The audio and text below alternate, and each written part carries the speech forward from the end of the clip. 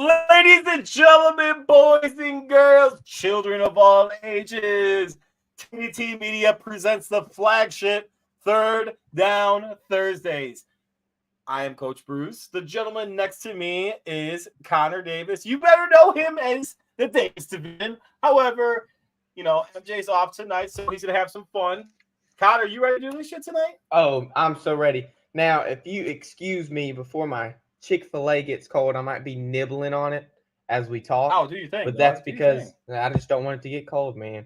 But I'm enjoying myself. But as I start off mine and Nate's kind of show, I always ask Nate how he is. I was about to say, you know what? I'm going to say pump the brakes, because you know why? I know you said that you wanted to enjoy your Chick-fil-A, or Chick-fil-A, as the kids say these days. I don't even know if they do. That's what the kids say these days? I don't know. Shit, you know than I. But I wanted to say, man, like I wanted to actually say to you, I'm graced in your presence, the fact that a co-host of Breakdown decided to jump on Third Down Thursdays tonight. So I'm going to turn it around. I'm going to turn it around on you right now and be like, Connor, how you doing today? Oh, baby. Okay, so I'm first this time. I'm actually doing. Hey, Sai, shout out to you right here.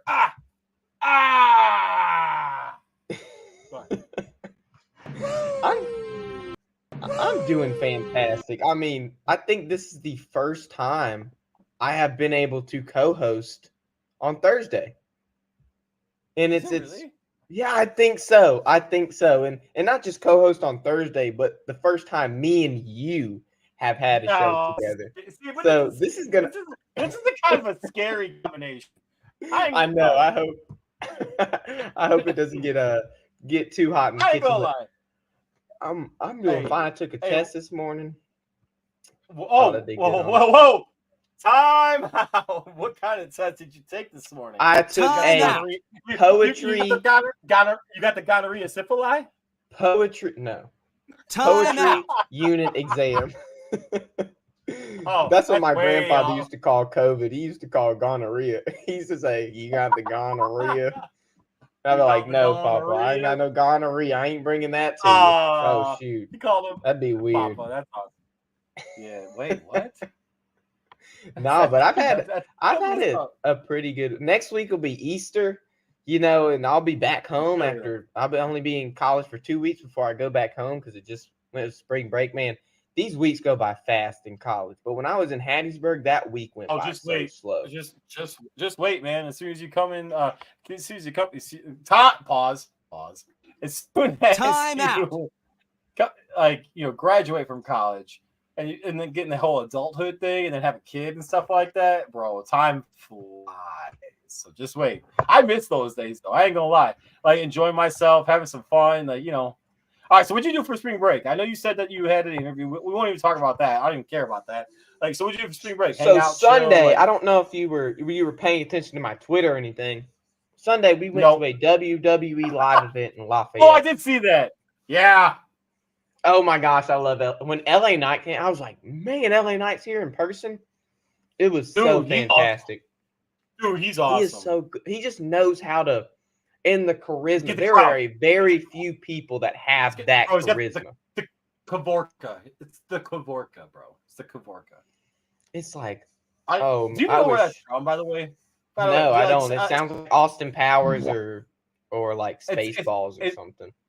No, it's from Seinfeld, dude. Oh no joke! It's from Seinfeld. But by the way, how's this? Should I hold the mic, or is it better that I keep it down like right here and like let it just chill and just keep my hands free? It really doesn't matter because I'm not going to try and talk over you whenever I ask you a question. Is this quieter? Is this too quiet? Or it sounds fine either way. Is this okay? How's this? Wait, producer in the background. Can hold it or he wants it down. He said down. I'm sure he does. Anyways, all right. So time out. Oh, rare form. But yeah, man, no, that's awesome. I'm glad everything's going well with you. Yeah. So what's Easter? What does Easter consist of in the Davis family? Well, I ended up going to a concert Saturday. Now I had that whole week, man. I told y'all. I think I saw that too. So apparently I yeah, saw a lot more than I thought I did. Good. That's yeah. what she It said. was like amazing, like the best concert I've ever been to. If y'all are country music fans, Cody Johnson is the man to go watch. Yep. Like Yup. so Dylan Carmichael opened up in Justin I Moore. like Now 10 years ago, I mean, I don't know if you know, you definitely know Justin Moore. 10 years ago, Cody Johnson would have been opening up for Justin Moore, which is so crazy love to Cody think about that. Johnson. It's That the opposite lineup now. was Yeah. goaded. And it was the That's last day to not see bad. Dylan Carmichael. It was so good, man. If y'all Right. after that stressful week at home, I had to fix a sink and then water leaks and all sorts of stuff. And then going to that concert Look the at day you, after. little man. All right. Hey, ladies, we got a single man here who knows how to do work on any kind of plumbing that you need. If you leak it, Connor can fill it.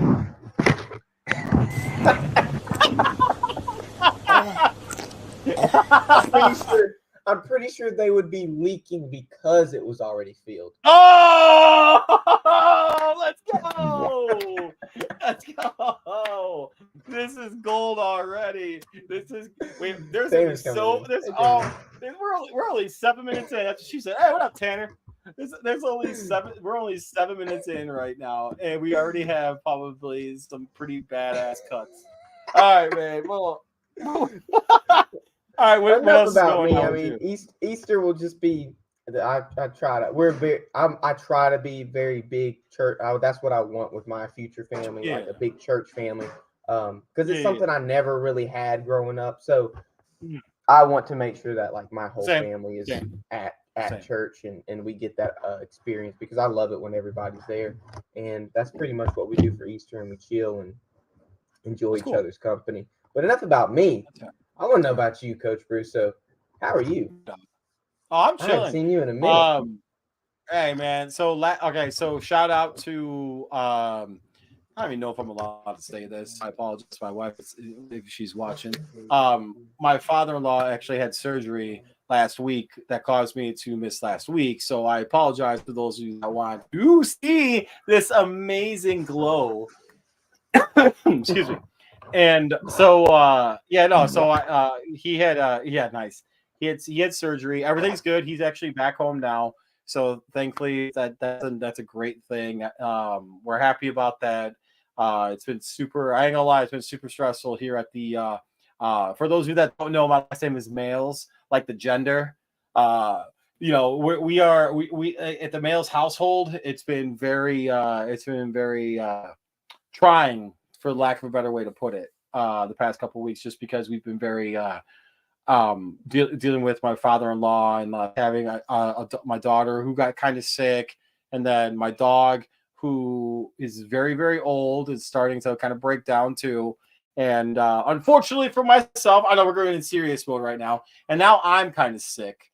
So I was talking to Cy. So for those that don't know, Cy, the producer in the background, I was talking to him, and I was like, yeah, okay, yeah. So y'all know Cy. So I told Cy, I'm like, yeah, man, like, I'm not gonna be a bitch about it. I'm just gonna make sure I drink beer and have some fun, and suddenly I'll feel a lot better. So life's good though, man. Life's good. Like I've been the tournament's going on right now. We're gonna talk about that, but so I've been doing really well. I'm doing really fucking well with my bets. That's one. You're out. But so yeah, man, like things are good. Things are on the up and ups. Everything's kicking in, man. So yeah, man. Let's have some. Let's you and I have some fun. Lead into some hilarious shenanigans, shall we? Uh oh. I got no sound. Connor. Si, you got sound? Connor, we got no sound on you, bro. Uh-oh. We already got issues. It's the green headphones. Is this better? It's better. Yeah, we can. Okay. Okay, because my microphone, see, I tried to end the Radio Shack quality that I got bullied on a couple weeks ago. And I actually figured out a way to have my phone be the microphone. Yeah. All your old students and stuff. Oh, I didn't take it to heart. But a little bit. I guess you can't go onto another app, but I think I should be able to look it up. Oh no, on no, you can't. online. You know why you can't? Because you can't because like what ends up happening is like it has to listen to your voice or whatever. You know how the government works. They like it kicks in and all of a sudden like they're like, oh, Amazon wants to like, oh, I see you're looking at I don't know, Cy likes to look at freaking chaps, assless chaps. So he all of a sudden assless chaps will like pop in.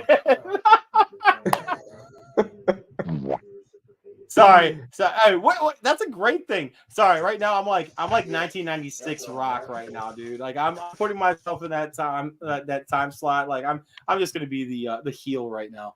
But no, fine. we can. I'll try to be the face. Nice. Oh, by the way, real quick, what do you think of the Rock's new intro? I absolutely love it. I don't know why they didn't think. I don't know why they didn't think of it before. I don't know why they didn't think of that before. Like it's pitch black, bam, lightning strike, bam, another lightning strike, and then they all converge in the middle, and then there, finally, boom, the Rock's finally, you can still see me. Yeah, we're good. Finally, they ended up like using the LED screens for a reason now. Finally, they use the LED screens for a reason. But yeah, man. No, it's nice. Let me get your points though, because I just pulled up my points. I could get it on my computer. I don't know why I didn't just go to another tab. Let me get your points. Do you have it in front of you? Is it easily accessible?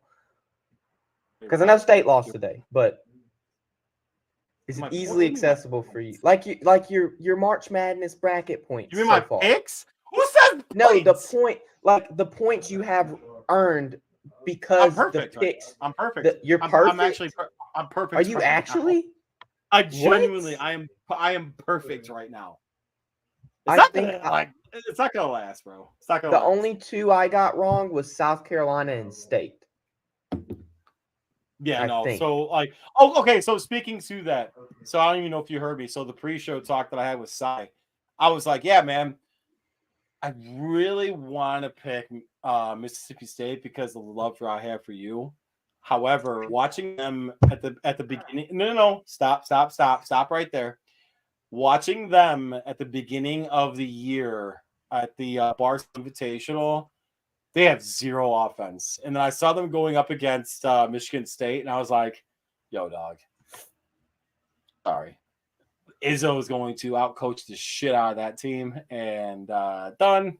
So, and that's what happened. And it's all good, though. Like, I'm glad I didn't, go the opposite way. But, yeah, man. Made good money off it. Let me just say that right now. I watched it about the last 2 minutes. We were down by 15. I was like, I'm not keeping this on. I was at work too. I was stressed. Not really stressful. It's just I have to do these monthly ledger reports, and then I have to calculate like everybody's payroll. And so these numbers are so easily like they have to be very, very specific. Or if you don't calculate it to the right T and it does not add up to what's on that ledger report, then I have to go back and figure out where I messed up. Where the money went. Right.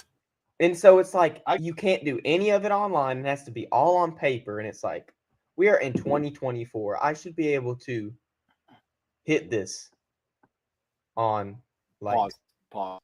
Time my computer. So I'm sure you do, bro. I'm sure you hit it on the computer, bro. Let's get it, baby. Let's get it. All right. What else? Wait, what? Said it's too expensive for me to be messing around like that. I got to use it for professional purposes. Gotcha. But I mean, Nate has an OnlyFans, so if that's my profession, then it's Gator. We're gonna talk about that. Gator has an OnlyFans. Yeah, you can't call him Nate when you're referencing OnlyFans. It's Gator. That's right. It's Gator. It's Gator. It's the You know what I'm saying? It's that the alternate personality. Oh, by the way, real quick, I think okay, okay, you just remind me of this shit. All right, so X-Men 97 came out, all right, and this is obviously way past your time frame or whatever. Okay, so I want to talk about this if you don't mind. Like the cartoon.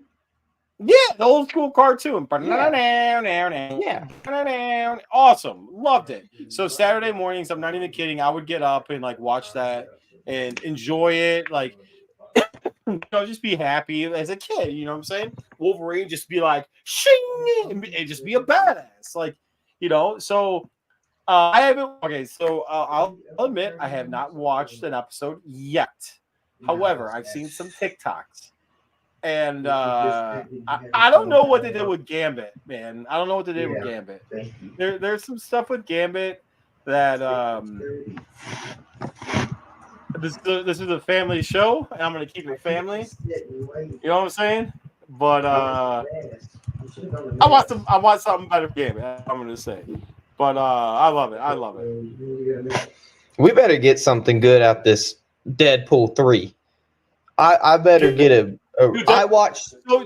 Well, Hugh Jackman said that he wasn't gonna take he wasn't gonna take a fight scene that he was gonna lose to. I'm not gonna say details, but was gonna lose to because he wanted because it's Wolverine, dude. It's he's a badass. Oh yeah.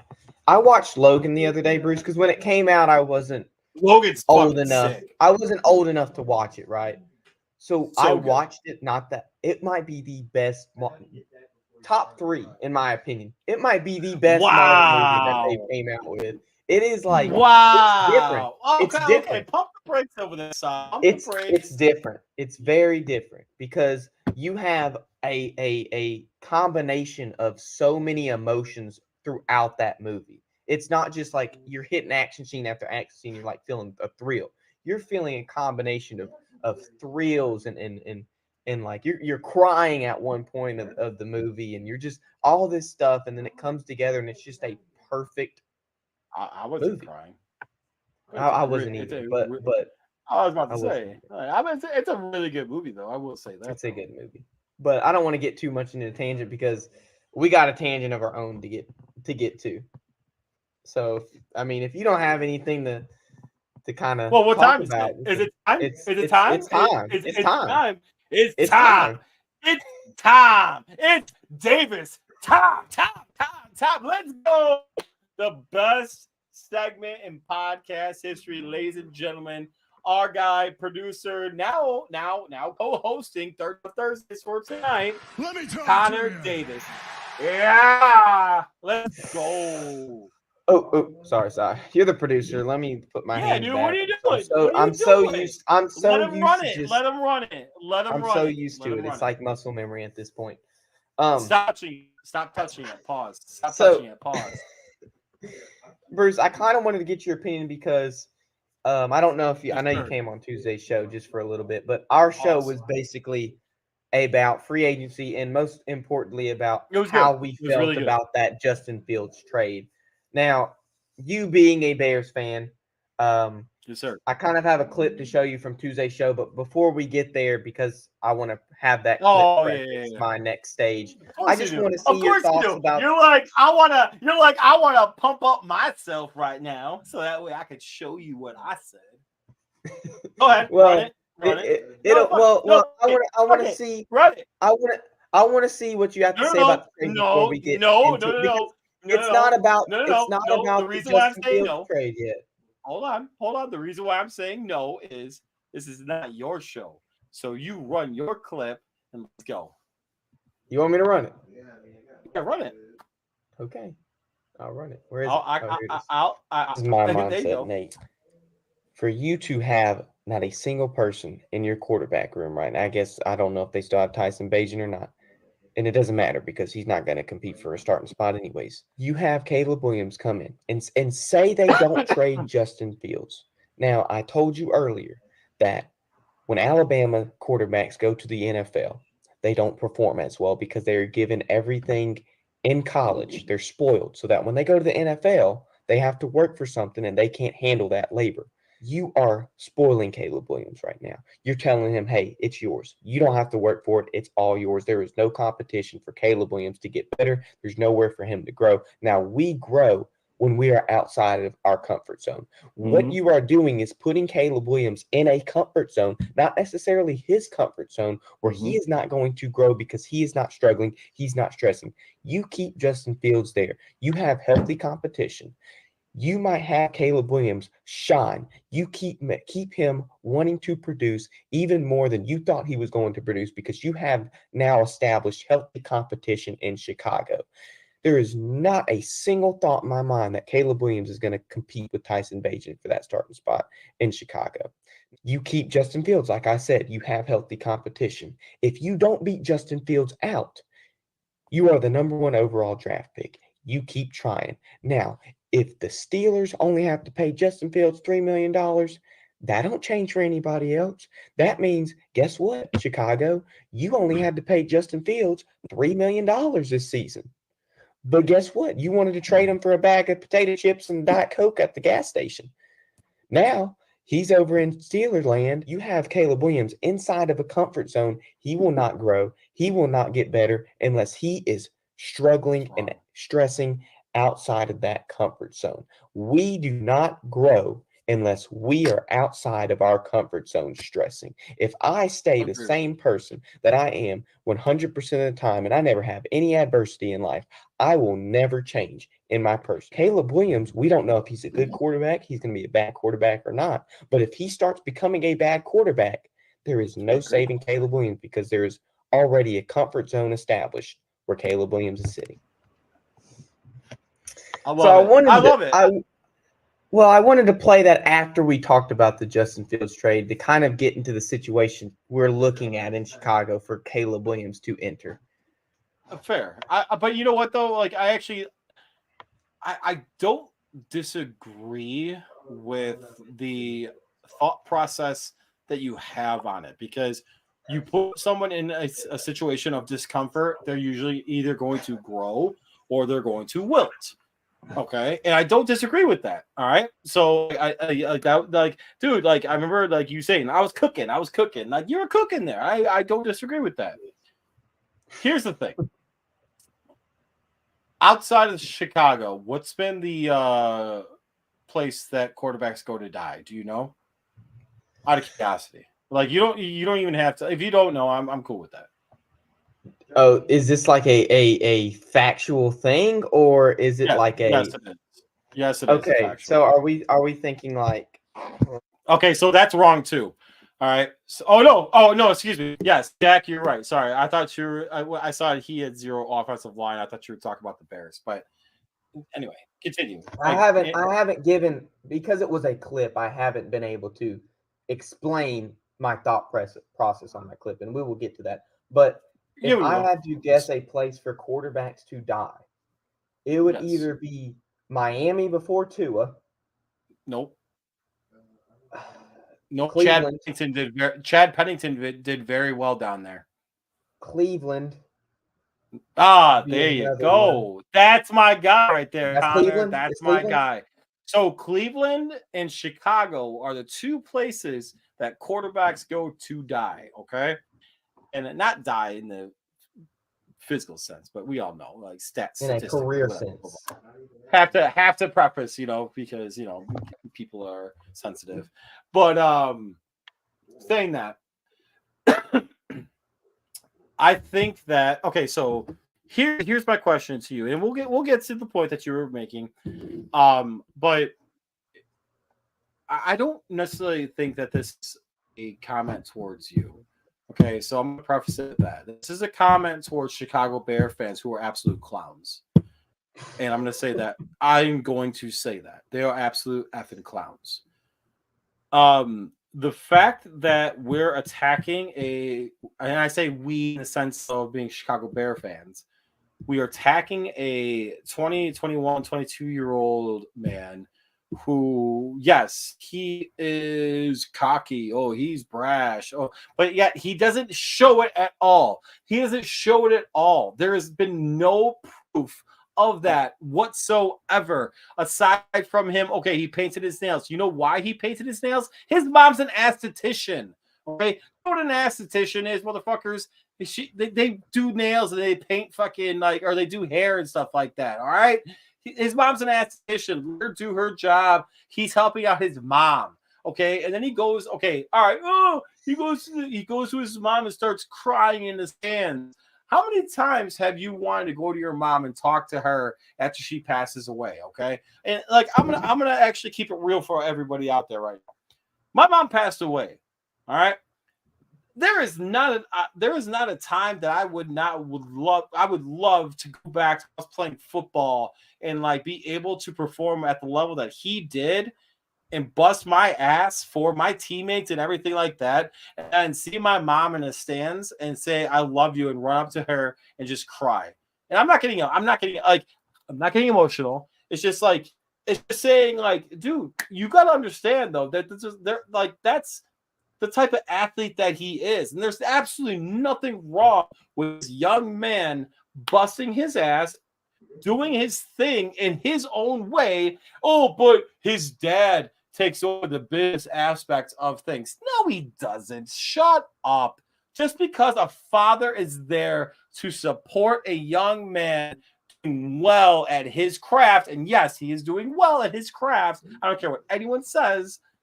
That's not a reason for you to attack this young man and say, oh, he should be Justin Fields is the answer. No, he wasn't. I'm sorry. No, he wasn't. There's a reason why Justin Fields got beat out by fucking Flom at freaking Georgia, dude. He sucked. He couldn't take a read.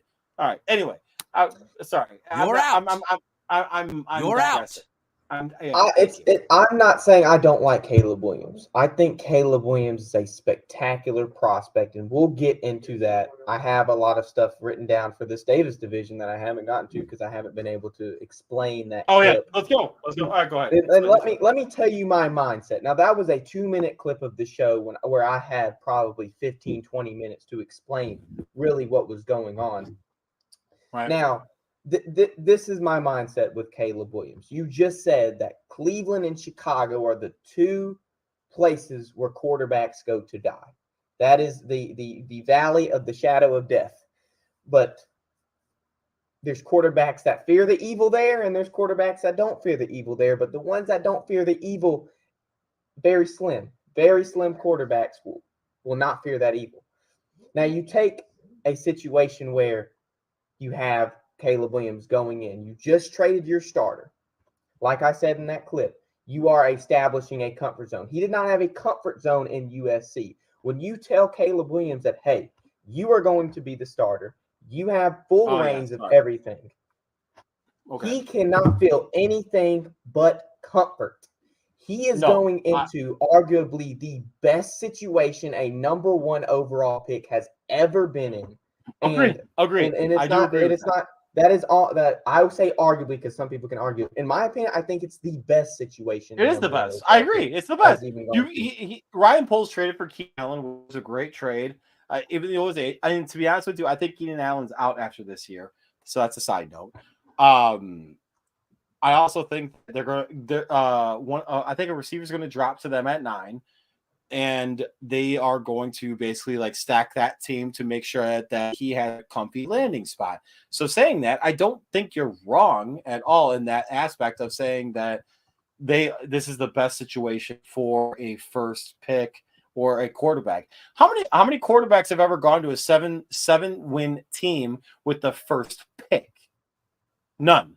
So I answered it for you. Right. Yeah. I answered it. It's fine. So saying that too, how many quarterbacks have the Chicago Bears drafted that have been the number 1 pick? None. However, we do know the quagmire of shit that you see with Chicago Bears quarterbacks. So you really think, and I don't disagree with the aspect from the roster standpoint. All right, so if you look at the roster, yes, it's a very cushy. However, from the quagmire of shit that we've seen from a development perspective or a scouting perspective or, pressure perspective, you don't think that there is zero pressure on this young man to perform at all? I do think to be better.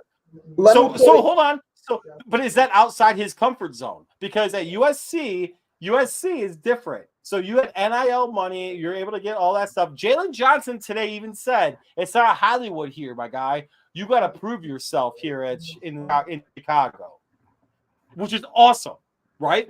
All right. So that being said, where's the comfort in the quagmire of bullshit, Chicago people talking shit, and even a cornerback who just re-signed a multi-million-dollar deal, multi-year deal, talking shit? Go ahead. Sorry. I'm not questioning Caleb Williams' ability to play football. I'm questioning Chicago's ability to have Caleb Williams be the prospect he is intended to be. But let me put it at you like this. Say I am applying for a job to be a general manager. Let's say Dollar General. There's $100 generals in Mississippi. If I am the only applicant and the only person that is available and meets the requirements to be that general manager position, there is not a single thing that I think I could do to mess that up for me to get that job, because I am the only person that is fit to get that job. So therefore I am comfortable in my situation to go in there and get that job as my general manager. That's not a good comparison, because I can find someone. That's not a good comparison, because I can find someone internally that can take that spot and run it better. Well, that's a good comparison. Well, it's a good comparison if the hypothetical situation was that I am the only one that is fit to take that job. Say that there's nobody you could find other than me, which in this case, Joe Blow can take it. You can pick Jaden Daniels or you can pick Drake May. But this is Caleb Williams specific. Jaden Daniels is gonna be a bust. I'm gonna say it right now. Jack, I know you love him, but he's gonna be a bust. I like him. I like Jaden Daniels. I don't like him at all. I do not like him at all. Everything that I've watched on him, I think he's too. I think he's Baker Mayfield 2.0. I'm gonna address this comment when you're finished. This is exactly my point. I'm glad you said it. I'm glad you said it. Exactly. He's comfortable because he has no confidence. Bullshit. That's bullshit. And there that is the clown comment. That's all that is. That's like Jack just trying to like talk some shit. That's a clown comment.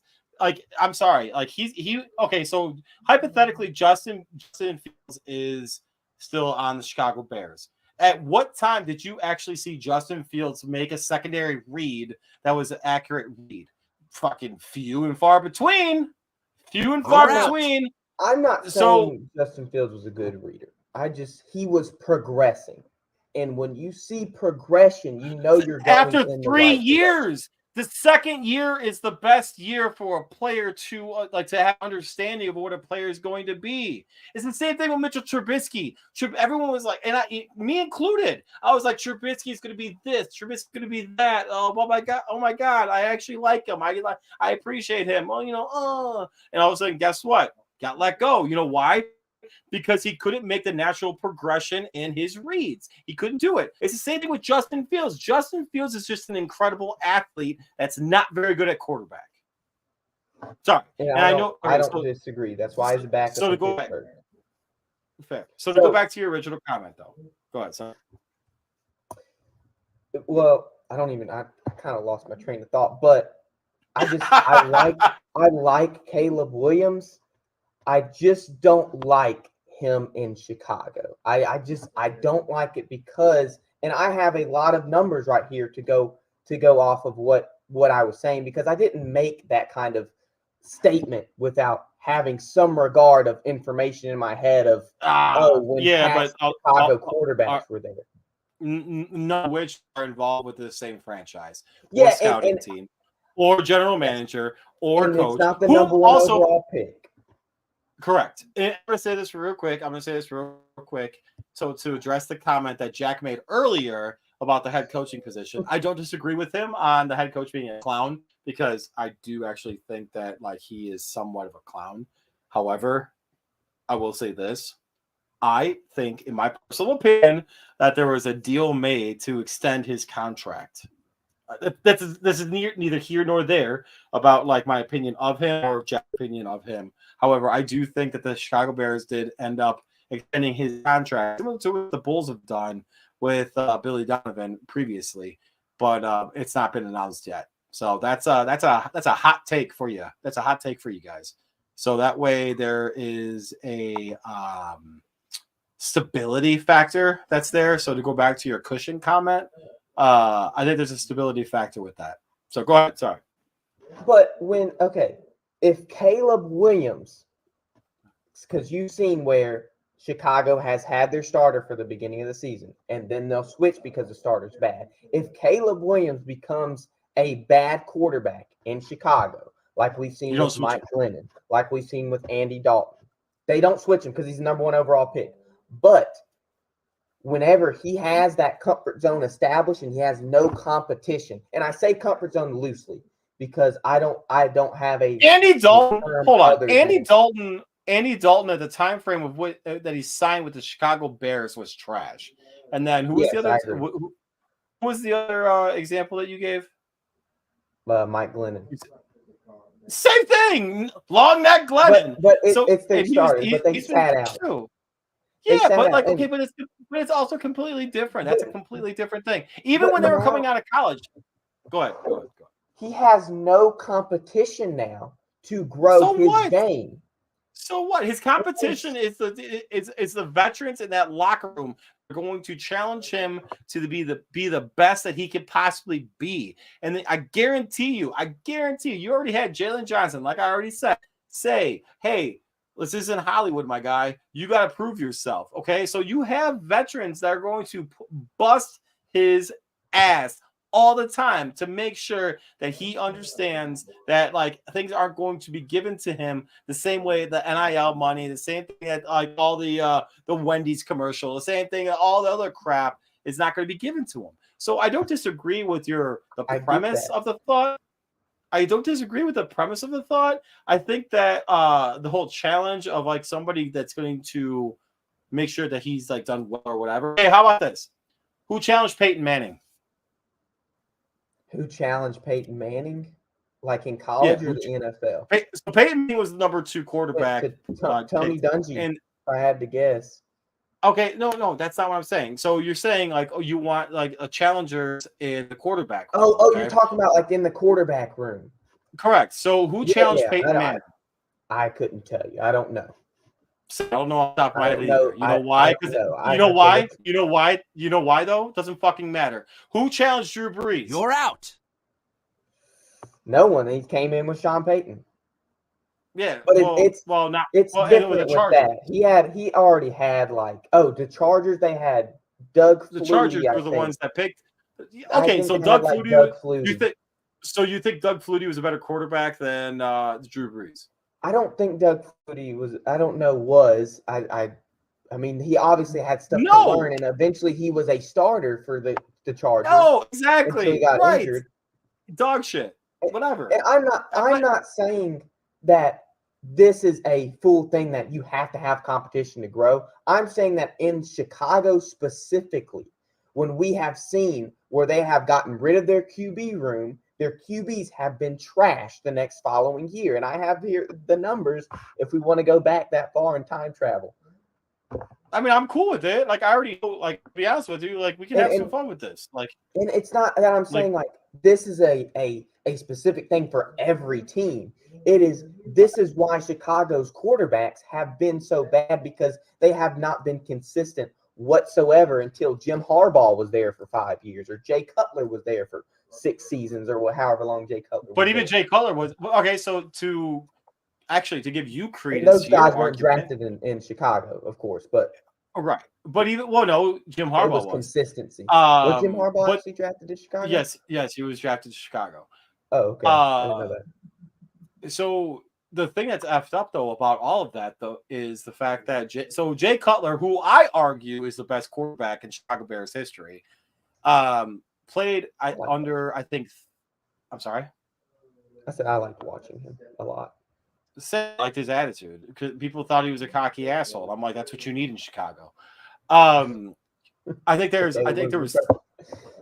200%, but I don't think he's that cocky, to be honest with you. We'll talk about that. I think there were three. I think he played under 3 different offensive coordinators or 4 different offensive coordinators. It was like, and like there was no consistency in that. And there was like 2 head coaches and 4 offensive coordinators. Okay, so Lovie Smith, his best year came under Lovie Smith. That's what it was. His best years came under Lovie Smith when the Bears were actually good.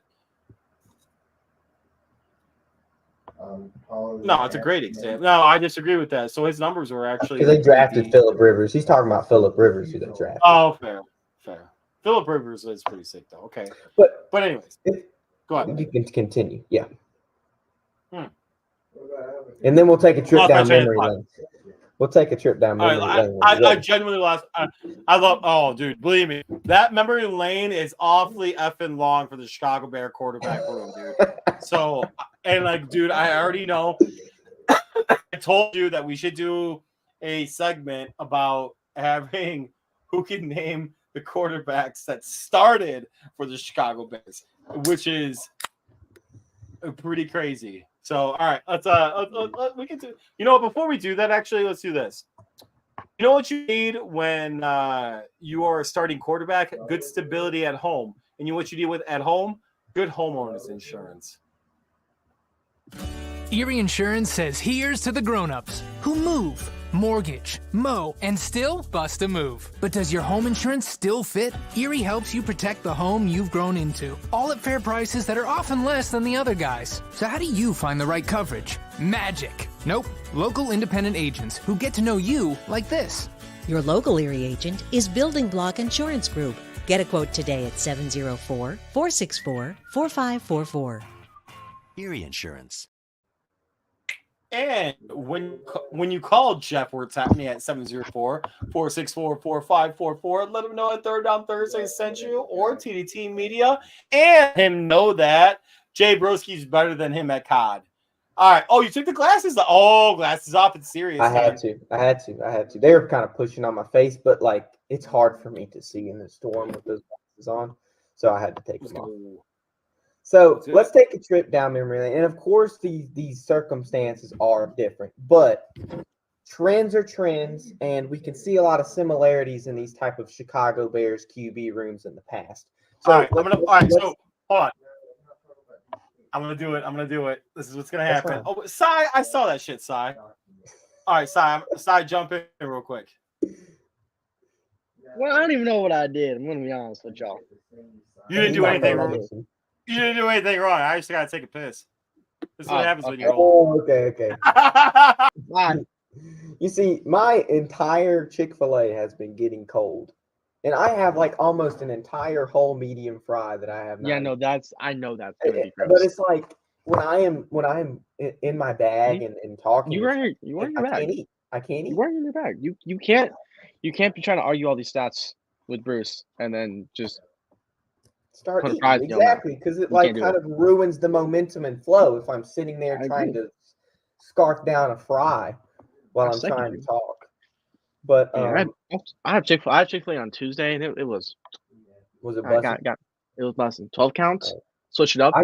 That's what I get, the 12 count with barbecue. I typically don't get a 12 count though. I typically I'm a spicy chicken sandwich with no pickle, add pepper jack cheese, and a lot of Chick-fil-A sauce. You gotta have the pickles, man. The pickles make the world go round. No, I need that crunch. As someone who worked in the kitchen, I know that a no pick bun means you're getting a fresher bun. I worked in the kitchen, and you're exactly right. Exactly. I want the fresher bun. And on that note, Bruce is back from his piss. Have fun arguing about quarterbacks. It won't be an argument as much as a conversation. It is not fun.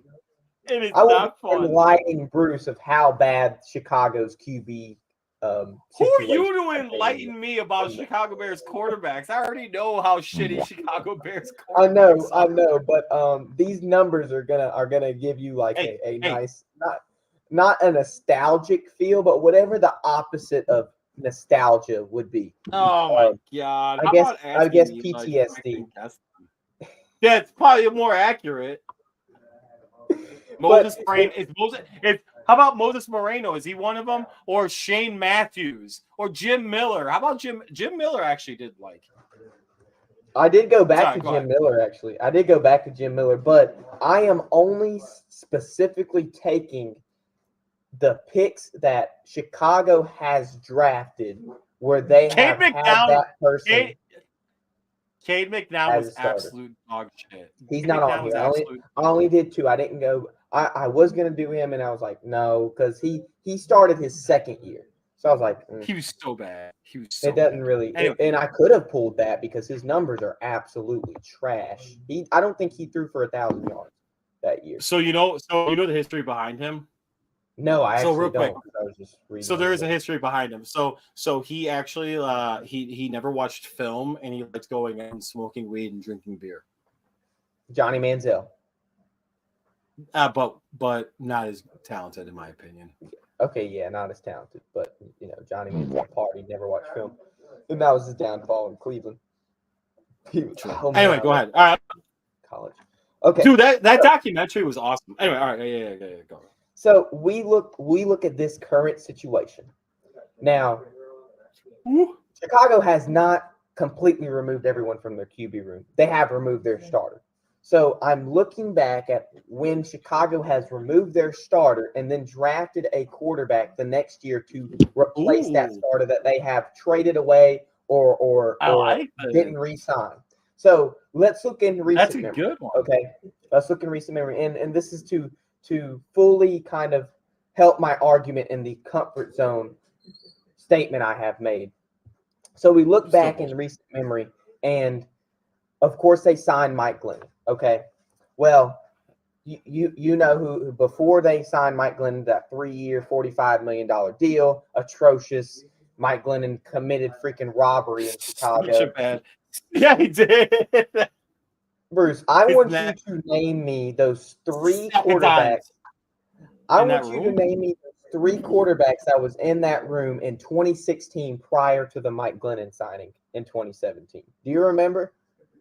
Wait, 2017? 2016. Who was QBing in 2016? For the Bears in 2016. Ooh, good question. 2016. Who is the quarterback for the Chicago Bears? That is how bad it is. I have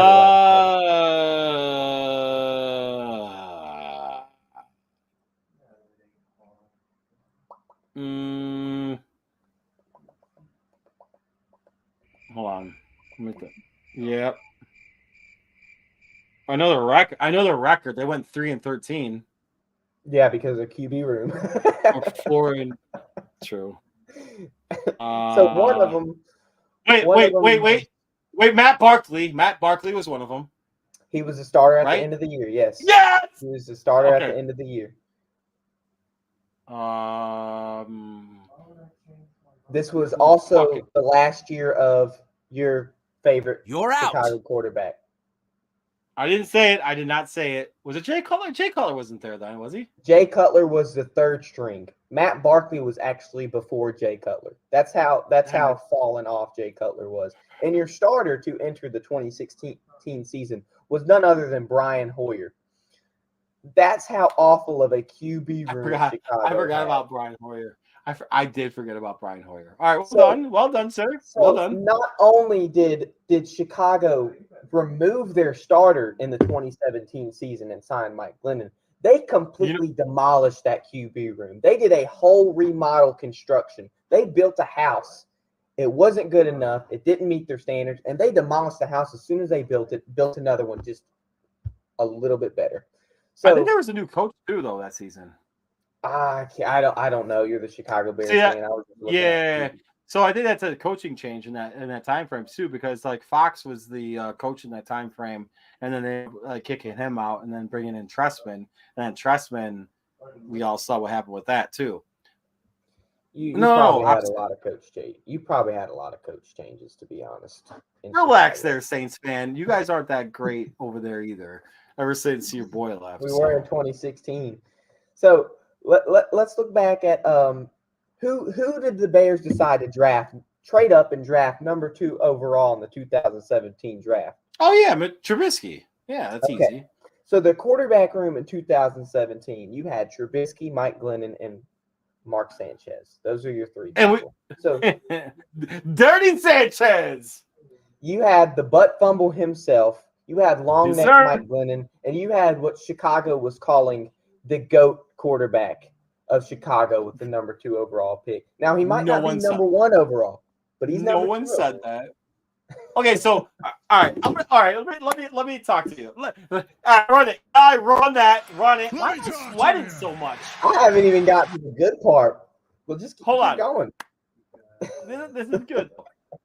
Okay, so Trubisky, I actually never. Okay, so as much as I liked him, I never when he was drafted. I had no idea who the fuck he was. That's another one. You're out. You're out. No joke. I had no clue who he was, and I was like, oh, okay, no joke. So all right, I'll preface it with that.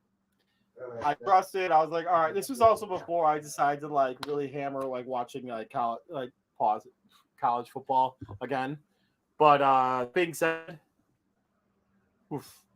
North Carolina quarterbacks scare me. Continue. Sorry.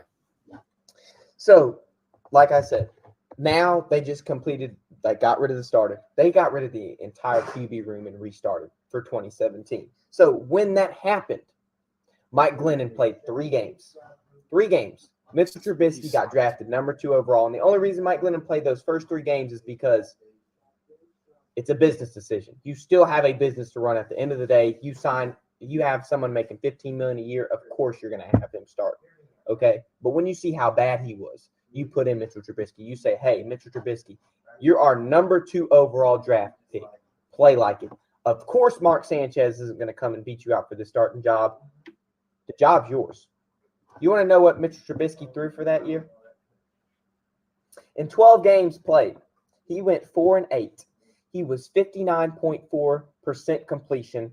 He had 2,193 yards, 7 touchdowns, and 7 picks. Because Chicago said, hey, Mitch, the job is yours. You have no competition. Play like who's his running back? That's not true. No, that's trash. Tariq Cohen was the quarterback. Or the leading receiver. No. Who's his receivers? Oh, I'm talking about quarterbacks. I don't know who it doesn't matter because it does matter. No, that's in a good true. Situation. But let me just look it up real quick. I'll look it up real quick to give you context. So I think you're the 16. You said. Yeah. Alshon Jeffrey, Jordan Howard. This was 16. You said 17. Sorry. 17 with Mitchell Trubisky. 2017, Chicago. And Kendall Wright, Josh Bellamy, and Adam Shaheen. Oh no, that's a fullback. Those are your 2 starting wide receivers. Okay. So to give you so to give you context to that, I go to a buddy of mine's house to watch Bears games. Shout out to Tuna. When we were there at his house, Josh Bellamy, we used to call him Josh Bounce Off of Me because the ball would always bounce off of him. Right? So I get it. I understand what you're saying. Yeah, exactly. But it's there is some context to the Chicago Bears absolute doo-doo roster that you're talking about. Anyway, so this should make Caleb Williams play so much better than 2,000 yards, 7 touchdowns, and 7 picks. Can we agree on that because of his situation going into Chicago? What's the situation going into Chicago? The situation he has now. I just named 2 receivers I've never heard of in my life that Mitchell Trubisky was throwing to. And I already into a very good situation. But I'm saying, can we agree on the fact that he should be able to throw more than 2,000 yards, 7 touchdowns, 7 picks? Oh, 100%. He should throw for 3,500 yards. I'll say that right now. At least. How about that? Okay. I'll say 30. He should throw for at least 3,500 yards. If being healthy. All right. If being healthy and everyone's all good. If being healthy, he should throw for 3,500 yards. Now, I think that's your number 2. Oh, you're still talking? No, I said go ahead. Okay, that's your number 2 overall pick. I mean, it's one pick away from number one. So it logically and in reality, he should be just almost as good as the number one overall pick. He got drafted number two. That is not me saying that happens all the time. That's me saying that number one's here and then number two's right here. Right. What other right quarterbacks got drafted? What other quarterbacks got drafted that year? Deshaun Watson, Patrick Mahomes. Sucks. Great. Two really good people. Deshaun Watson led the league in passing like twice in Houston. Sucks. Yeah, but what's he doing now? Well, if he didn't have that massage parlor, then he would probably still be pretty decent. Patrick Mahomes, arguably, yeah. Patrick Mahomes, arguably, right there, chasing Tom Brady's coattails. But let's keep going to Chicago. I don't want to. Okay, pump the brakes on that quarterback tangent. Hold on. He'd be pumping. Pause. He'd be Aaron Rodgers' coattails. Anyway, go ahead. So if we go back, now this isn't a first round draft pick, but if we go back all the way to 2004, do you know that quarterback room in 2004? I will tell you, the starting quarterback got injured, which forced this quarterback to become the starter for almost the entire season. Oh, Kyle Orton. 2004. Is that Kyle Orton? Kyle Orton, the quarterback that got drafted. That's the person that I'm going to talk about. But the year before. So is that Rex Grossman? Okay, well, who was the starter? Rex Grossman was injury reserve. He suffered a season-ending injury. You might not get this. I didn't know this. I don't think it was Jim Miller. Shane Matthews. It was Chad Hutchinson. Oh, I did know that. Damn it. Chad Hutchinson was your starter in 2004. From the Lions, he did not play great. Rex Grossman was supposed to be your starter. He played 2 games, got a season-ending injury. Chad Hutchinson was your guy, right? Well, then you get rid of Chad Hutchinson. You say, okay, you're not the starter anymore. Then you want to start Rex Grossman, where you're like, okay, Rex Grossman's still lingering from that injury. He is not going to perform. So we're going to draft a quarterback and see what he does instead of starting Rex Grossman for this next season. So they draft Kyle Orton out of the 4th round. That was their quarterback that they wanted to roll with. And let's look at he was a backup. No. That's not true. He was a backup. He was a backup to Rex Grossman. He was a just in case if Rex Grossman didn't work from Florida. That's not true. Rex Grossman didn't work, which Kyle Orton played all 1 game. I will tell you right now, though, you would have really liked Kyle Orton in St. Louis. Jesus. In New Orleans, excuse me. I mean, I like anybody that Sean Payton can produce. Time out. Sean Payton can get him. I love watching. I still like watching Sean Payton, even though he's yelling at Russell Wilson on the sideline. But that's neither here nor there. Anyway, your starter, Chad Hutchinson, is out. Yeah, he sucked. But none of these are like. But I'm just. It is not the same situation that we are seeing now, but it is a prelude to what happened in 2017, and then 2017 is a prelude that what could happen now. Okay, so I'm going to. So I'll interrupt this and say that there has never been a quarterback in history that has been put in a position that he's being put in right now. Yes, I agree. I agree. And I agree with you on that. You and I are on the same page with that. All right. So this is what leads me to say this too, though. Eberflus has an extension, even though it hasn't been put out there yet. I kind of have he has an extension. That's the reason why all of a sudden he's got that slicked back hair. He's got that beard, looking very confident, dapping up poles. Like, what up, dog? Oh, let's do this. Dude, yeah. At LaFleur, at basketball. Yeah, games.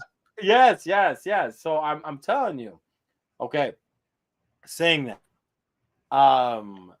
At no point has aside from any other. All right, let's get it from this perspective too, though. Andrew Luck did not get as much push as this young man has got. You know why? NIL money. Okay. Who else? Peyton Manning. Who else? John Elway. Who else? Whoever is he's been like or Trevor Lawrence. That's probably the best. Joe like Burrow, Baker Mayfield, Kyler Yeah, Murray, exactly. But like Johnny Manziel, Sam no, Bradford. no, that's not true. But yeah, but the bust. There were issues a part of all of their respective game were to throwing the ball. Whereas Caleb Williams has not had that. Caleb Williams has been able to throw the ball off of different platforms, been able to I don't know if you watched it and watched any games of his, but the way he throws, he doesn't have the wind up that I see from. I respect him, but he doesn't have the wind up from like that Justin Fields has. He keeps it tight and then up. You know what happens with that? It's a quick release. Release. Correct. He's been great with the media. He gives the blessings when he can. They've asked him multiple times, what happens if you're the number one pick? He doesn't reference himself at all. He's like, I say it'd be great. Chicago's a great city, but we'll see what happens. I'm paraphrasing, but that's what's been going on. I'm tangenting. I understand that. However, dude, it's a completely different setup.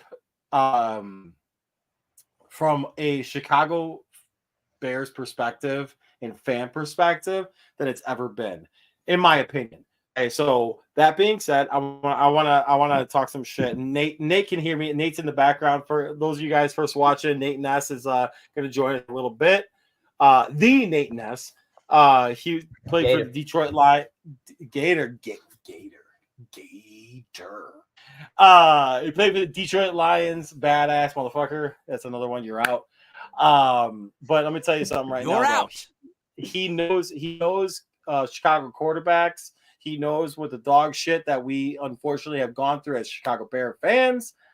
That being said, what I find interesting, and I actually want to bring this up, and this is not an argument for or against what you're saying. What I find interesting, though, is every Chicago Bear fan has been able to bring in a quarterback and be like, oh, my God, this is the guy. Oh, my God, this is the guy. And all of a sudden, there's a genuinely a guy that's being compared to potentially, and I'm gonna keyword potentially, be great. And he's getting so much hate from not only just Chicago fans, obviously nationally, but Chicago fans in particular. They're saying he's gonna be a bust. He's trash. He paints his nails. Who gives a shit? I didn't even know that. Yeah, but he said he painted his. Like I said, he paints his mom is an esthetician. I already made that comment. Whatever. Who cares? But it's amazing to me that Bear fans are able to bring in people or quarterbacks from different time frames of being like, oh, okay, that's a fourth pick. Oh, okay, that's a second pick. We trade up because we were dumbasses. Oh, okay, we're getting the fourth, whatever. It doesn't matter. Oh, we traded for Jay Cutler, which I'm super excited about. Whatever. But yet you are not excited and pumped for potentially getting greatness. You could potentially have greatness on your hands. And people are saying, I don't want him. I want Justin Fields. The Justin Fields that I do respect and I appreciate. You were the Doug Collins to Caleb Williams, Phil Jackson. How about that?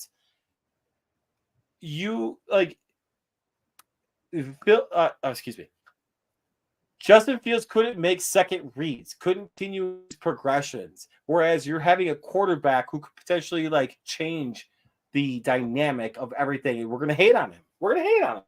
Just don't get it. Go ahead, Conor. Can I pull some numbers for you, Bruce, before we have Nate hop on here? Can I pull some numbers for you?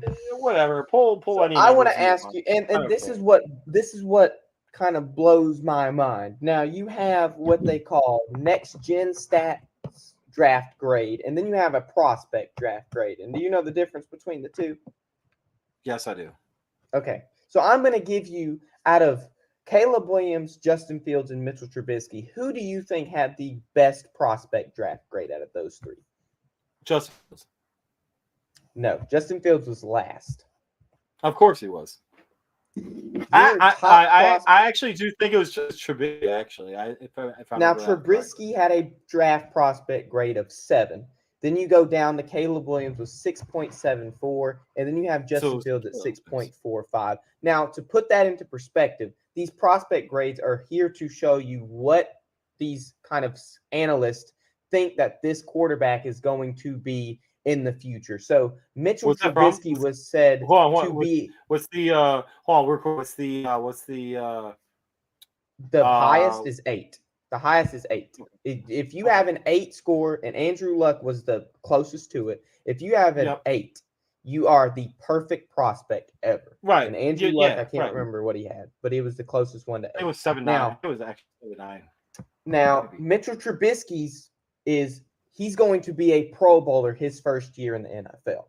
Caleb Williams, he's going to be a year 1 starter, and Justin Fields will be a starter within 2 years, which we saw what happened to Mitchell Trubisky, and he did make a Pro Bowl. I don't think it was in his first year, and then we saw Justin Fields. He was a starter within 2 years. Didn't pan out how Chicago and the fans wanted it to be. Now, I'm not hating on Caleb Williams, but then you have the next gen stat draft grades, and this goes into their athleticism, their production on the field, just about everything. Now, out of these 3, who do you think has the most athleticism? Now, how do you think has the highest draft grade out of 100 for the next gen stats? Caleb Williams, 100%. Okay, so you have Caleb Williams at 96, Justin Fields at 91, and Mitchell Trubisky at 85. And of course, you're not going to give Mitchell Trubisky a high number because he's not Lamar Jackson or anything. Right. So anything above 90 is what prospects or these analysts and scouts consider elite. These are your elite players. If you have a next-gen stat over 90, you are an elite player. If you have it between 70 and 89, you are a good player. Well, Mitchell Trubisky was kind of at that threshold between good and elite, and the other 2 are elite. Now, we obviously have Caleb Williams going to a better situation than the other 2, and these prospects, these grades, and they're not always indicative of what these quarterbacks are going to do in the NFL, but it's kind of an idea. Now, Caleb Williams, his next-gen stat, they didn't have it. I don't think they had it with Andrew Luck. It's fairly a new thing. If they did, he would probably be one of the closest, and his production is one of the highest out of all quarterbacks since they started it. It's at a 98. And I don't disagree with that. But I'm also curious, though, too. So, all right. So to talk to the naysayers about Caleb Williams, about look at what he did against other defenses. All right. So Andrew Luck did play poorly against some people when he was playing it with Stanford, and I watched one of the games because I bet on one of them, and I'm kind of curious to see about that. Hold on, real quick. So there was a scout. So I pulled it up about talking about Justin Fields. Okay. Overall, probably said this before. Overall, Fields' decision making is more methodical than spontaneous, but he has high ceiling traits with his athleticism, accuracy, and intangibles. He projects as a high-end NFL starter if he can quicken his reads and processing mentality. So think about that. He was right, exactly right with that. Think about that, though. Like, if you don't process well as a quarterback, pre-snap, like Patrick Mahomes is the freaking man with pre-snap processing. It was the same thing that made Tom Brady and freaking Peyton Manning great at everything they did. Even Cam Newton was good at Cam that. Newton, his MVP year, fantastic. Hey. Did you watch film? I would say Cam Newton was just super athletic and he's able to do his shit. I would not put Peyton Manning in, or excuse me, I would not put Cam Newton in the same category. As I'm not. But his MVP year was okay. Fair. It was. I agree. But like, you don't understand. Oh no. Okay. So no, I have seen the film of like, I'm like, oh, when he's like, oh, you watch film too? Yeah. All right, motherfucker, watch this. Boom, touchdown. Okay, all right, I get that. Yeah, no, you're not wrong with that. But like what I'm saying though is like the pre-snap reads, the coverage reads. Excuse me. and all that. Like that's the one thing that, like, unfortunately, like as a Chicago Bears fan, you did not see. He's super athletic. He like honestly, like he first guy in, last guy out. That's what you wanted. And like, not dude, I love what he did on the podium. Like he took accountability and he just flat out said his stuff. But dude, again, the scouts and the things that people see don't lie, and it's admit everything that like I've said. That being said, Caleb Williams, on the other hand, his scouting report has said, and I'm not going to pull it up, I'm just going to paraphrase it, was he's quick off his reads, but he is a one read type guy though too. He is a one read type guy too, so I'm not going to say he's not.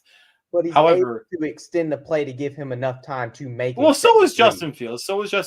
That's not okay. So is Justin Fields. But here's the difference between him and Justin Fields, in my opinion. Caleb Williams is able to make the same throw in different areas with the same type of like throwing motion.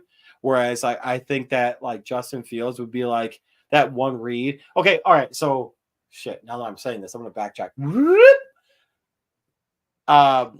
Caleb Williams is able to make the throw, whereas Justin Fields is able to make the run.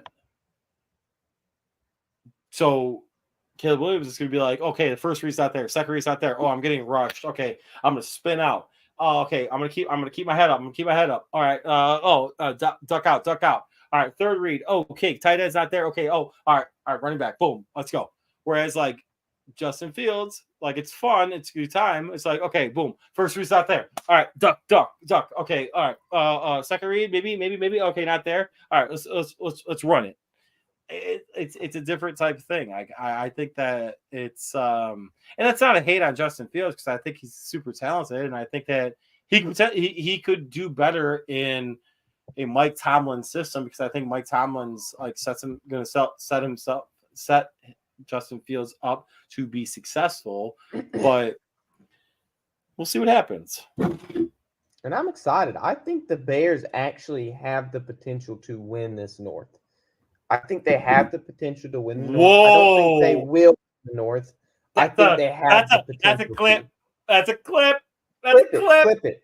Now, I know for a fact they will be top. They have to. They cannot be under the Vikings this season. That will be atrocious. Oh, no, they won't.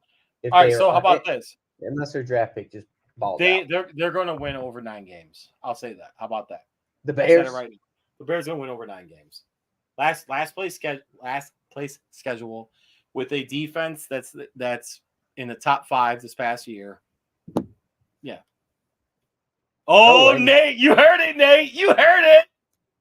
I mean, if this is the perfect segue, you want the Bears to draft a wide receiver. I think they draft a defensive end. Oh, no. If Odunze is there or Neighbors is there, you draft one of those two, in my opinion. Fair, but they won't be. I don't know, man. Like from everything that I've seen, even Mel Kiper has a draft like scenario that they're there. I think he had Odunze going 6th overall to the Giants and Malik Neighbors going to the Chargers 5th overall, which I don't like that, but that's what he had. I also saw his 3.0 mock draft. That's what he has. All right, so he's a Chicago guy, and there should be some respect coming from me. However, I don't think JJ McCarthy is a very good NFL prospect. I'm sorry. I said it. I like him. I like the kid. I think he's awesome. I think he did a great job of turning and handing the ball off. I'll do a mock draft this coming Tuesday. And then we'll really see how I feel about JJ. Yeah, fair enough. But I want to see what the man who's going to join me. Hold on. Pump the brakes. You know what? The man who is about to join us needs the most because he traveled so far to join us is Good Auto Insurance. Here's to the grown-ups. Your car is now your office, stage, nursery. Shh, sorry. Erie Insurance offers products that lots of other companies don't. That's a big deal, and it's a good deal, too. And with Erie, you get your own independent agent, not a giant corporate call center or some online robot. You meet with a real person, like this. Your local Erie agent is Building Block Insurance Group. Get a quote today at 704-464-4544. Erie Insurance. And when you tell Jeff or Tapney that Third Down Thursday sent you, make sure you call him at 704-464-4544 and he'll hook you guys up. That being said, ladies and gentlemen, I have to do this for this guy. I didn't get an opportunity to introduce him last week, so I got to do it the right way. Ladies and gentlemen, boys and girls, children of all ages, the man, the myth, the legend himself, a respective NFL former player for the Detroit Lions, the Miami Dolphins, a badass and absolute beast. His name is Gator. His name is Nate. Let's bring him in now, baby. The Nate Nuts. Let's go.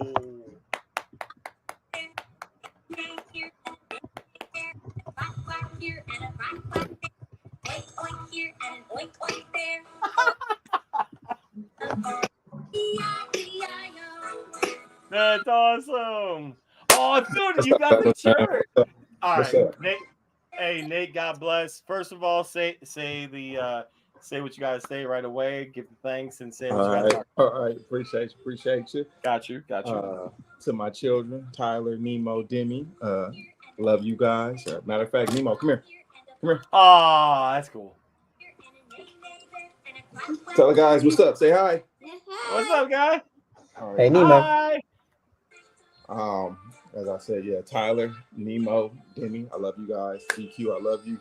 Moms, pops, I love you. Family, everybody, I love you. Now it's time for me to get in y'all ass. All right. Oh man. So I heard I was Paul. Yeah, Paul. Time out. Paul. Hey, you're up 1-0 on me right now, dog. Is I he? hear y'all. You know, I was listening to what you guys were saying in regards to Caleb Williams. Now, you know, one of the things that's very, I guess you can say, hold on, hey player, can you turn that down? Okay, cool. No, I'm good. One of the things that's so funny is that when you talk about some of these prospects that come out, you know, whatnot, you know how some of these, like, you know, quote unquote, like real good, you know, analysts, the Mel Kipers, Mel Kiper's a clown. I'm gonna say it right now. I'm gonna say that right now. Mel Kiper's a clown. You just look at the classification of a, you know, for instance, Mitchell Trubisky. Nothing against him, you know, as a person. Man, we're just attacking Bear fans right now. No. But you know what? The Bears have the same problem the New York Jets have, and you can't pick a quarterback to save your life. And that's the thing. Same thing with Cleveland Browns. Cleveland Browns. The Browns, the Jets, and the Bears have the same thing. They can never pick a quarterback to save their life, and they always have one of the best defenses in all of the league. And that's true. You're not wrong. That's right. Like, always have one of the best defense, but they suck at the quarterback position. The most important position there is on the team. Now, most position in. So Nate, I'm going to interrupt you real quick. I'm going to say the most important position in all of sports. I'm saying it. Okay. Okay. So wait. So you would say that the quarterback is more, because I thought the quarterback and the point guard is like 1-1. Ooh, okay. Heck okay, no. okay, I yeah. Disagree. Oh, I disagree. But I disagree. Wait, what? You're having to take into consideration 5 players instead of 11, and you can say they're 1-1. Point guard. Yeah. You have 5 people to play against you as opposed to 5 linemen and 17 cornerbacks on the field.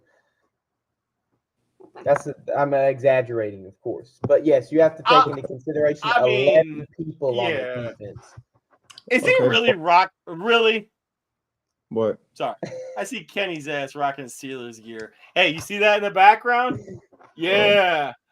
But we talk about just again the how they how they break down these prospects and everything and whatnot. And sometimes they're on for a little bit, but they're off for a lot of the moments. I can sit here and talk about all the Sam Darnolds in the world, the Zach Smith. I mean, Sam Darnold was good before he got injured. Hold up, he was good before he got injured. He was pretty decent. He won Offensive Rookie of the Year. He was pretty good. Hey, where that jockstrap at? Where that jockstrap at? We can take anybody post-injury. Hey, I'm sorry. I thought he was doo-doo right away. Go get that jockstrap. Hey, go get that jockstrap. That 7-9 record. Wait, hold on. Time out. We're hey, no. We're not gonna time out. The fact that Nate's got a jockstrap ready to go, what the he wouldn't pull it out Tuesday. No, I couldn't pull it out. The jockstrap, that is. DQ said don't pull it out. Time out. Always keep it in. Pause. Hey, she watching. Time out. But you miss me. I did. But when we talk about these quarterbacks, I mean, again, we talk about all of these Oh, buddy, is he all right? Yeah, he good. He's just Nemo's Nemo. But we look at all the quarterbacks that they say are for sure, once in a generation talents. I'm gonna be honest with you. I don't like that. They're the generational talent. I've seen one. That was Andrew Luck. That was he's generational talent. Amazing guy. Again, amazing. I've seen one as a fan. Tom Brady. We're not talking about the GOAT, but again, okay. Coming out right out of the draft. Patrick Mahomes. Oh damn! I forgot about Patty. Yeah, Patrick. But you know what though? So to give an argument, and this is gonna sound all right. So basically, like devil's advocate, I'm looking at it from y'all's perspective too. Though, is that what you just said too? Though, is hey, just so you know, though, Trubisky was rated like this from Mel Kiper, or what's his face? Who else was drafted that year? I can't. What Trubisky's draft? I told you, Deshaun Watson. Yeah, Deshaun Watson was drafted. Yeah. All right. So but at the same time, though, Patrick Mahomes should have been the number one ranked quarterback, but no one knew. But yeah, guess what though? Patrick Mahomes couldn't beat a top ranked defense or couldn't do this, and he threw off platform and had an offensive line that sucked, but he just decided to wing it and stuff like that. You know who does that too? Caleb Williams. Hey, that's gonna be interesting to see how he fares in the NFL. And that first year, for rookie quarterbacks, it's a transition. It's a transition. I agree. Agree. It's a transition because you have to get a feel for the game. You got to get a feel for that pocket. Because when you have a Myles Garrett coming off of your blind side and he's about to tear your ass up, you're not fast anymore. You're not fast because everybody is just as fast or faster. Oh my God! If Kentucky loses this, hey, what's the score? What's the score? 73-68. How many minutes left? 150 in the second half. Hey, if Kentucky loses, Cal gets fired. Oh, yeah, 3! Never mind. 73-71. Can I speak on Patrick Mahomes though? Because this is my mindset. And you said that he couldn't read, or they were saying he couldn't read defenses in college. Is that what you said, Bruce? Something about how he couldn't perform against Patrick Mahomes in college. He couldn't perform against he didn't play against top 10 defense. Well, I mean, maybe not that, and I'm almost certain, like, Hold on, Caleb real Williams quick. obviously has played against Pac-12. Talk about real quick. Kenny, you good jumping in right now? Your bullshit Steelers gear. Hey, what's the score in the game? I just want to say, fellas? when the greatest offensive mind in history drafts you as his first round draft pick, he obviously knows that you have the capabilities of beating an NFL defense, or he would not have drafted you to run his top tier offense. And that's all I gotta say. All right, so you know who is the talent evaluator in that, by the way? The college scout that was a part of that process. You know who it was? Ryan Poles.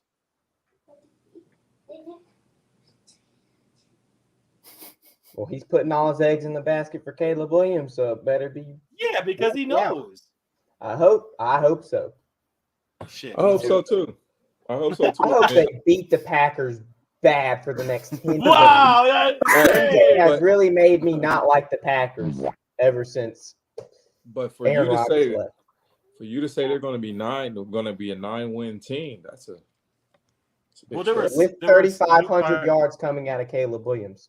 There were a 7-win team last year, right?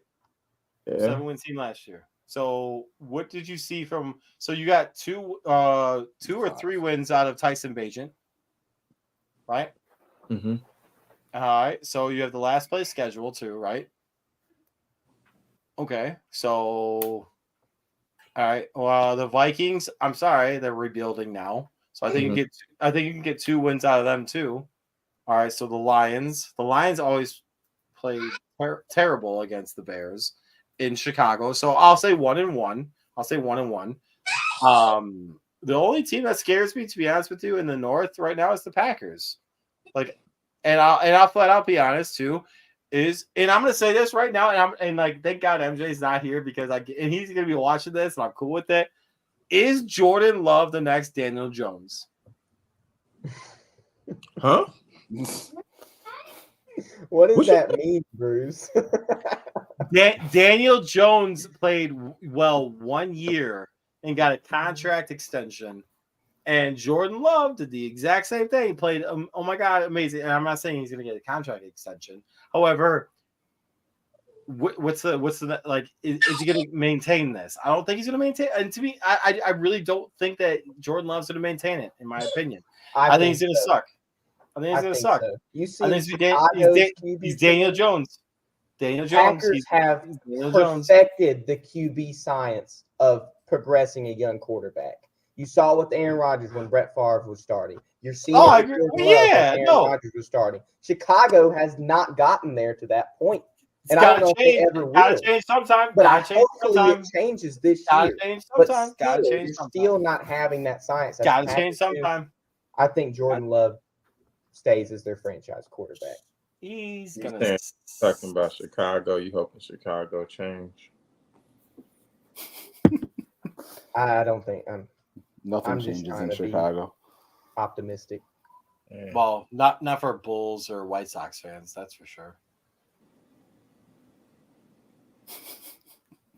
I mean, you really think? I mean, the Bears have had like 40 years of mediocrity at this point. Like nothing changes. Is the fact that the Bears are terrible.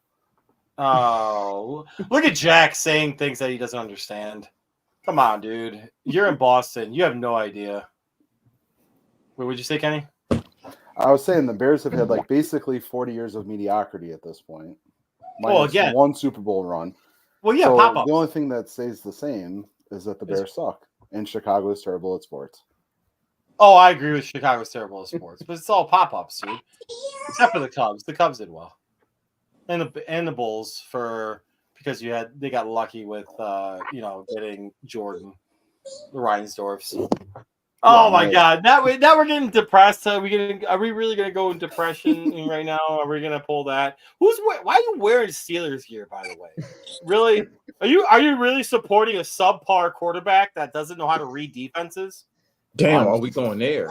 Oh, wow. I'm supporting the fact that the Bears failed Justin Fields. Justin Fields. No, but wait. I agree wholeheartedly with that statement that you said, Kenny. But a part of that has to be put on Justin as well. Yes, thank you. Accountability has to be taken has to be taken apart on Justin because he was not acting like a pro. He was not being a pro. Jack doesn't know what he's talking He was about. not. No he clue. was not like he was not. We're gonna watch a game together, and I'll dominate you in the knowledge of football. Sorry, go ahead. Sorry. He was not. He was not applying himself. He was not applying himself to his craft and getting better. Again, the game of football is a chess match within a chess match. You have to know your opponent. You have to know your skill set. But given Chicago did fail him in the sense of not having the right people around him, not coaching. Coaching plays a big part in a big aspect in a player's growth. It's a two-way street because the player has to want to grow and want to perfect his craft, and you have to have a coach that can actually use his strengths to guide him and push him to be the best that he can be. Confidence. I think it has to be very disheartening though for your quarterback to go through so many coaching changes, to go through so many different obstacles. I think it's very disheartening to get a number one wide receiver who had a career year this past year. Also have a running game that was also ranked in the top 10 in the NFL. Come on, dude. Like, I'm sorry, dude. Like, he's not a good quarterback. He's not. And how many times did he get sacked this year? Well, also, how many times? Like, he was also the longest. Like, he held the ball the longest in the NFL. I mean, like, he held the ball. I'm right. Right. Fair. Sorry. To combat what you said, because that was very true. Where your offensive coordinator? Where's your offensive coordinator? Your quarterback coach that is actually coaching this guy up. But hold on, wait. But it's also on Justin Fields. You gotta, as you said before I came on, you gotta know where you're gonna go in your post-snap, your pre-snap to post-snap reads. Right. That is what made Tom Brady, Peyton Manning.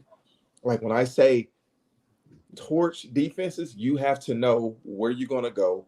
Because again, if it's pre-snap, we show too high. Then we got the safety that's coming down weak to a single high, whether it's a 3 deep or a fire zone. Or whatnot coverage. Again, your first progression, maybe that backside X is going to change to that tight end based on why it changed. Your pre-snap read. Pre-snap. But yeah, guess what? Hold on, guess what? I'm out here saying things that you don't understand that I see that you don't. What the fuck is going on? I'm just talking shit. You're out. Okay. But yeah, and he didn't improve in that aspect right there. And that's one of the things, when I played, playing for Terrell Austin, who was the D coordinator for the Steelers. He was my D coordinator in Detroit for 2 years. Mike Nolan, Todd Bowles. Very important for you to show disguise. It is important for you to show disguise to mess with the quarterback and whatnot. But he really didn't improve in that aspect of it as far as, again, studying and just knowing his opponent, knowing where he's going to go with the ball beforehand and so forth. But again, Chicago, they didn't win through coaches.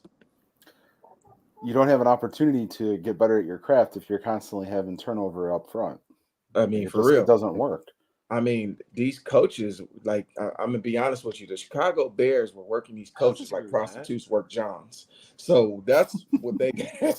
Again, they were smacking it up, flip it, rubbing them down, and then sending them on their way. Bruce, can I ask you a question? Yeah, sure. Can I ask you a question? Would you rather have Justin Fields for $3 million or a 6th-round draft pick? 6th-round draft pick. Really? Yep. Why? I'll start Tyson Bagent ahead of him. You know why? Because he gives me Tyson Bagent. He's more productive than Justin Fields. Tyson Bagent had a better read on defenses than he did. When I watched that Bears and Saints game, Tyson Bagent was awful against that Saints defense. Only thing that Tyson Bagent, he didn't have an arm. The thing was, he was really good in the quick game.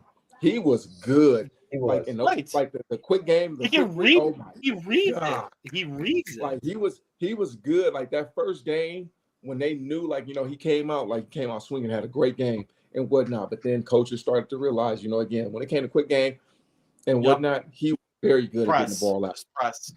And then they started pressing. They started playing cover one. They started playing fire zone. They started putting pressure on him. Then that was the only flaw in his game, was adjusting to that aspect of the game.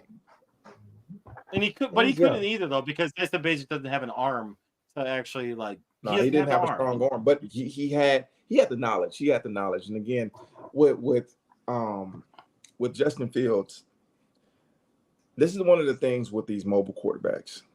You can't ask them to do something that they haven't did, and that's being a standing in the pocket quarterback.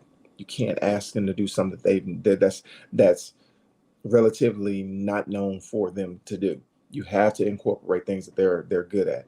Which one of the things, again, I will say this till I'm blue in the face. We get so enamored with Jalen Hurts. We get so enamored with Lamar Jackson and Justin Fields and their athletic and abilities and whatnot.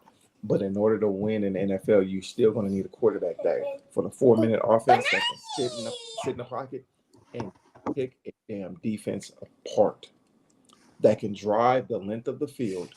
I'm talking about a 10-play drive. Keep your defense gassed. I've been on the receiving end of those. And a quarterback that literally he's just sitting there and picking you apart one by one by one by one. That's how you win in the game. Everybody's so enamored with, this guy's fast. This guy can throw the ball 70 yards and do all this shit. That's great. That's all cute. That's cute. That's all, that's a bag of Skittles. That's great. That's frozen gummy bears, to be honest with you, the green and the clears. Ooh, frozen. Frozen? Yeah. But the reality of it is, you need somebody that's going to be able to sit in that pocket that can lead and guide offense. That's the name of the game.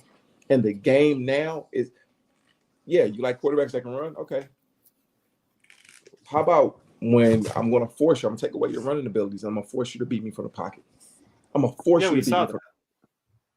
I mean, and that's the flaw in all aspects, because again, defense coordinators, they're smart.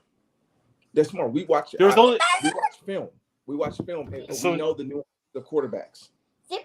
There was only one. So respectfully, only one quarterback that I know that was able to beat the spy or anything. His name was Michael Vick.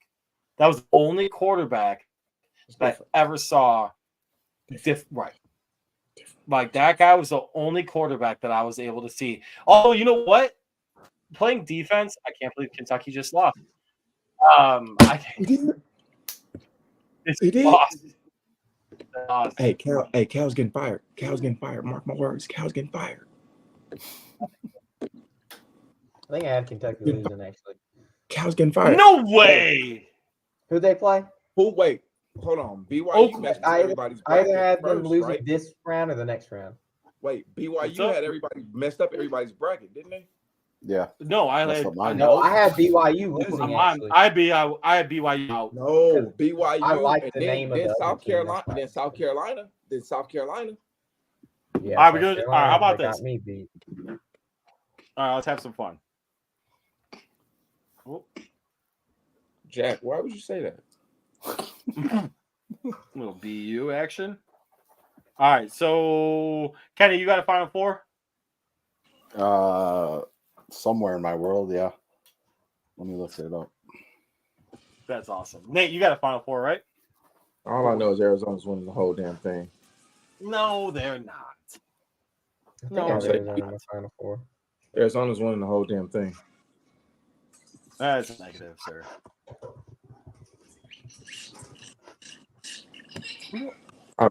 Arizona's winning the whole damn thing. All right, how about this? For you, I hope they win it. Hell yeah. Can I say that? Is that okay? Hell yeah. Hell yeah. All right, word. They're not going to win it. What you got? I know I've got Duke winning it all. What? In mine. You have Duke winning it all? Yeah, why wouldn't I? Why would you? I mean, because I don't know shit about basketball. Yeah, that's my problem. Hey, John Shire, dude. John Shire. He's from He's from Chicagoland area. You know, I get it. Okay, Kenny, I can appreciate though. I can appreciate that. Not at all. All right, did you even know that? By the way, did you even know he was the coach of Duke? Is from Kentucky. Really? I completely forgot that Coach K retired a couple of years ago. So I coached against Shire, dude. That's how old I am. All right, I got UConn, Baylor, Houston, and Tennessee in my Final Four. Man. This is confusing. All right, winning it all. I got Houston winning it all. I got Arizona. I have Arizona. I'm gonna go Houston. I think Purdue's gonna drop the soap one of these games. I have them out in the second round. Tennessee. I got Tennessee. Yes, sir. Let's go. This is for you. And I really feel in that bracket. What is that? The UConn bracket. I want UConn to come out. I just hope they don't get tripped up in that second because FAU is dangerous. No, yeah, from threes. So I was able to. Dude, so I was able to watch them play at the Barstool Invitational. So Third Down Thursdays, TDT Media was able to cover the Barstool Invitational, and that's a janky ass promo. But that being said, though, I was able to watch them play, and I was like sitting there, dude. All they do is jack threes. Just shoot threes. So if they're able to hit, Auburn winning over UConn, yeah. I like Auburn. After watching them win that SEC tournament, they got everything. Well, Kenny out? Is Kenny out? Kenny, can you talk or no? I think Nate's black. Okay, here we go. Oh, I see Kenny now. Okay, we're good. You guys hear me? Oh, I see. No, you're good. You're good. Okay. I think my Final Four, and this is where I'm screwed. I picked Alabama, Iowa State, Houston, and South Carolina. And now I'm screwed with South Carolina. I don't know. Yeah, I don't know a lot of the college basketball lore, but I do know that. You got anything? All right, wait, Nate. Yeah, I got you. Hold on. So, first off, screw Kentucky. I had a perfect bracket, and now it's busted. So I'm kind of mad about that. Same. I was 8 for 8, but now we're not anymore. It's okay. I have UConn winning it all. I think they'll go back to back. But my Final Four, I have UConn, North Carolina, Creighton, and Marquette. I got Houston winning it all. I believe in. I do. Same. I believe. I do like Creighton though. All right, Kenny, real quick. All right, so I'm gonna tangent real quick. I actually do want your takes on this, even though I'm sure 100% that I'll disagree. What is your take on the Justin Fields trade? Genuinely, like when you heard about it, like what was your first reaction when you heard that he was traded? Like what was your first thought? So, a couple of things. I'll go all the way back to the night he was drafted. I was actually disappointed that the Bears took him because the Bears have such a bad track record with quarterbacks. I was happy. I was under the firm belief that he needs time to develop. He needs the right situation around him and the right play callers around him. And I felt that going into that situation with Nagy on his last year, I think it was still Trubisky, right? Was considered the starter. Or Glennon. Starter his first year, his rookie year. No, Andy Dalton was his rookie year. It was Dalton. Yeah. I know that sounds right. They said all this stuff about how he was going to be, we were going to slow roll it and be real easy going with him. And then all of a sudden, week 3, he gets thrown in against one of the toughest defenses in the league. So I was immediately with a shit play with a the offensive terrible. Yeah, I remember that. It was. Now he's got Arthur Smith, so I was good improvement, right? So I was excited that he's going to, in my opinion, a better situation for him. Upset that the Bears kind of, when it first came out, it sounded like they screwed him over, basically, by holding on to him, allegedly not talking to any teams in the trade market at all.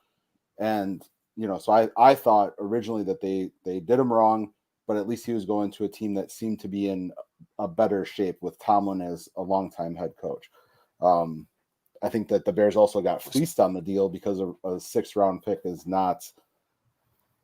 I mean, it's okay. It's better than nothing, but so to answer that, so to kind of like reject. I'm sorry, I'm rude. I'm notorious for it. I'm cool with it. I'm an asshole. I'm cool with it. So I was able to talk to some guy from CHGO. No one wanted Fields. No one wanted him. Like there was the Falcons for a little bit, but then when they had the opportunity to see that they could get Cousins, they were like, boom, done. I'm out. And then everything you heard, and I posted it, I didn't tweeted it out about the Steelers being interested in Justin Fields earlier, a 2nd round pick. That was true.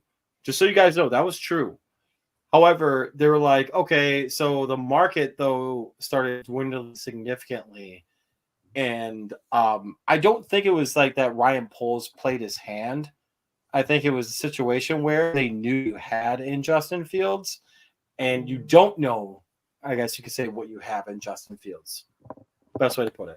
Oh, this guy. Look at this guy. What's up, guys? Look at this guy. How we doing? We're doing great. Can y'all hear me? Yep. No. No. Nope. Nope. Can't hear you. Bruce. Nope. Shut up. Shut up. How we doing? I just left my meeting. How'd it go? Oh, it was great. It was just like a leadership summit thing. So we all talked about, getting better at our jobs and stuff. I got a cupcake and a burger. So it was a waste of time. I mean, actually, it wasn't bad. Like, I've had way worse. Oh my god!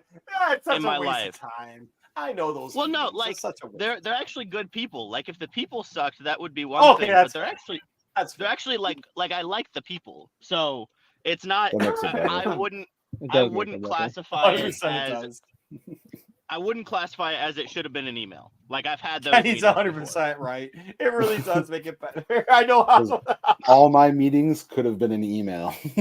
Oh yeah. I got a meeting tomorrow morning that should be an email. I have a coffee. I actually do have a coffee cup that says this meeting should have been an email. Well, yeah, I'm not gonna interrupt y'all since you probably can't even barely see me. But I just wanted to say hi and let y'all know that I love you and you're doing a great job. And I'll talk to you later. Oh, look at you! And also, I have it's my words for birthday you on Sunday, so wish me a happy birthday. Bye bye. No, I'm not at Okay. all until Sunday. Love you too. On Okay. Sunday, I wish you happy birthday. Okay, that's fine. All right. All right, y'all have fun. Bye bye.